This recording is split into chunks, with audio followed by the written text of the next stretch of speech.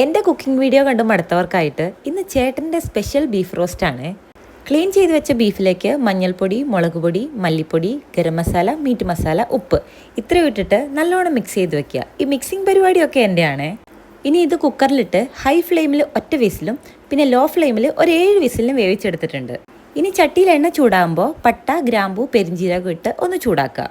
പിന്നെ അതിലേക്ക് കുറച്ചധികം ചെറിയുള്ളിയും സവാളയും കൂടി ഇട്ട് കൊടുക്കുക.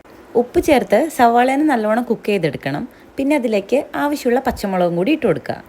ഇനി നല്ല സോഫ്റ്റായ ഉള്ളീനൊക്കെ ഒരു സൈഡിലേക്ക് മാറ്റിയിട്ട് ഇനി നടുക്കുള്ള എണ്ണയിലേക്ക് നമ്മൾ ഇതിനാവശ്യമായിട്ടുള്ള പൊടികൾ ഇട്ട് കൊടുക്കുന്നുണ്ട്. നേരത്തെ ബീഫ് വേവിക്കാൻ എടുത്തിട്ടുള്ള പൊടികൾ തന്നെയാണ് ഇപ്പോഴും എടുത്തിട്ടുള്ളത്. ഇനി ഈ പൊടികളെല്ലാം കൂടി നല്ലോണം മൂത്ത് വരണം. അതിൻ്റെ പച്ചച്ചൊവ ഉണ്ടാവാനേ പാടില്ല. കുറച്ചധികം സമയമെടുത്ത് ഇളക്കി ഈ മസാലപ്പൊടീനൊക്കെ നല്ലോണം ഒന്ന് മൂപ്പിച്ചെടുത്തതിന് ശേഷം ഇതിലേക്ക് ആവശ്യമുള്ള തക്കാളിയും കുറച്ച് കറിവേപ്പിലയും കൂടി ഇട്ട് കൊടുക്കുക. തക്കാളിയൊക്കെ നല്ലോണം വെന്തുടയുന്നത് വരെ കുറച്ച് സമയമെടുത്ത് നല്ലോണം ഇളക്കി കൊടുക്കുക. തക്കാളിയൊക്കെ നല്ലോണം വെന്തുടഞ്ഞ് കഴിയുമ്പോൾ ഇതിലേക്ക് ബീഫ് ഇട്ട് കൊടുക്കുക. ബീഫ് വേവിച്ച വെള്ളം നമ്മളിപ്പോൾ ചേർക്കുന്നില്ല. ബീഫ് മസാലയും കൂടി നല്ലോണം മിക്സാക്കി കഴിഞ്ഞ് ബീഫ് വേവിച്ച വെള്ളം കുറച്ചായിട്ട് ഒഴിച്ചിട്ട് എല്ലാം കൂടി വറ്റിച്ചെടുക്കുക. നമ്മളിവിടെ അധികം ചാറില്ലാണ്ടാണ് എടുക്കുന്നത്. അതുകൊണ്ട് നല്ല കംപ്ലീറ്റ് ആയിട്ട് വെള്ളം വറ്റിച്ചിട്ടുണ്ട്.